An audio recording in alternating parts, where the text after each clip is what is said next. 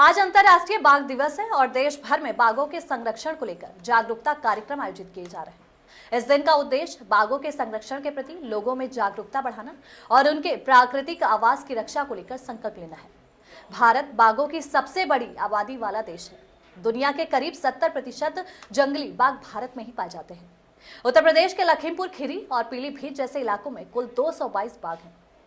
बीते 4 वर्षों में देश में बाघों की संख्या में 24% की बढ़ोतरी दर्ज भी की गई है, जो संरक्षण प्रयासों की एक बड़ी सफलता है।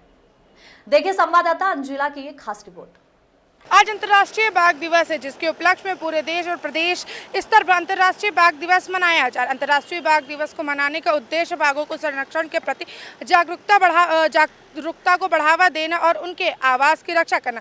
भारत विश्व के बाघों की बड़ी आबादी वाला देश है। विश्व में 70% जंगली बाघ भारत में पाए जाते हैं। वहीं उत्तर प्रदेश में लखीमपुर खीरी और पीलीभीत में टोटल 222 बाघ हैं। उत्तर प्रदेश में पिछले 4 सालों में 24% बाघों की आबादी बढ़ी है। उत्तर प्रदेश की राजधानी लखनऊ में जू में अंतर्राष्ट्रीय बाघ दिवस मनाया गया। इस कार्यक्रम में राज्य मंत्री डॉक्टर अरुण कुमार और राज्य मंत्री केपी मलिक और आला अधिकारी भी मौजूद है। बाघ मित्र और स्कूली बच्चों ने भी हिस्सा लिया। बच्चों ने बाघों के संरक्षण के प्रति जागरूकता बढ़ावा देने की स्पीच भी दी।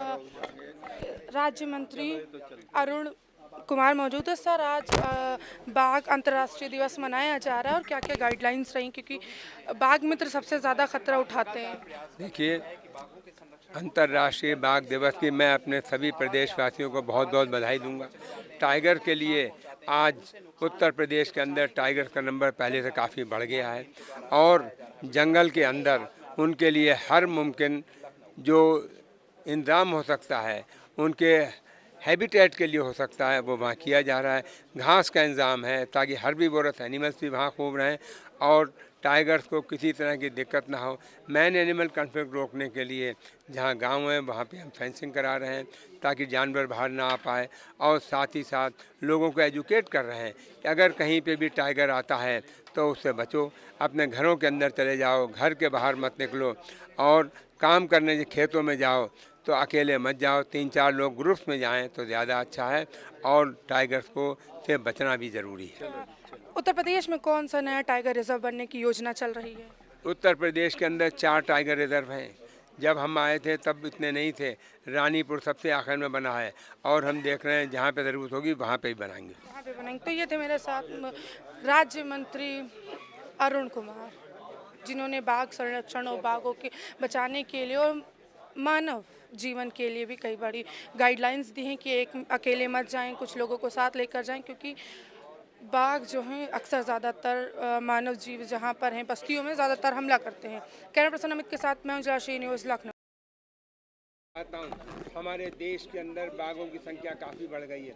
हमारे प्रदेश के अंदर बाघों की संख्या काफ़ी बढ़ गई है और इतनी संख्या इससे पहले कभी नहीं बढ़ी जितनी योगी जी के नेतृत्व में बढ़ी। और उसकी वजह है हमारे यहाँ जंगल बढ़ रहे हैं, हमारे यहाँ ग्रीनरी बढ़ रही है। तो मैं ये कहूँगा हमारे यहाँ जो बाघों का बेटर हैबिटेट है, हमने बाघों के शिकार पर सख्ती की है, हम अवैध कटान पर रोक लगा रहे हैं। यही वजह है कि हमारे यहाँ बाघों की संख्या बढ़ रही है और बाघों की संख्या के साथ साथ हम जो खास जोर दे रहे हैं मैन एनिमल कॉन्फ्लिक्ट रोकने पे, आम जनता को एजुकेट कर रहे हैं कि टाइगर से कैसे बचो। बाघ मित्र इस काम में हमारा विशेष सहयोग कर रहे हैं। हम कहीं भी अगर बाघ का अंदेशा होता है तो लोगों को सूचित किया जाता है कि इधर की तरफ मत निकलो